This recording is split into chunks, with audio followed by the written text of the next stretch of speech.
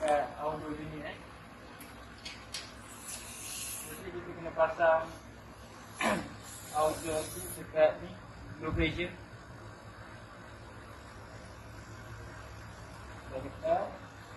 Kita kena pasang activity high dekat gas.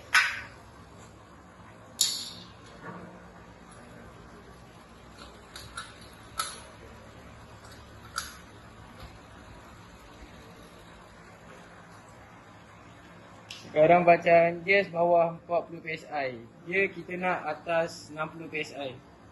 Paling 60 ke 70 PSI lah paling lawa lah.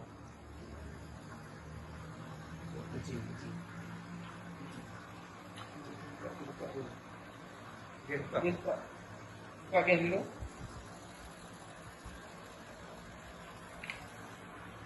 Kita kena on. Kita kena off balik sampai kita dapat bacaan 60 ke 70. Okey, tunjukkan yang hilang ais akan hilang.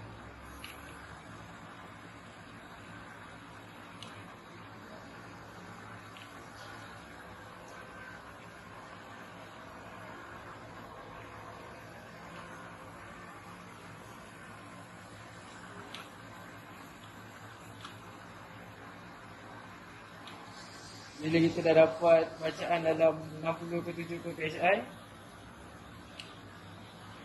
ais tu akan menghilang dekat temperature. Okey, kan. Selesai. Dah dapat bacaan 60 PSI,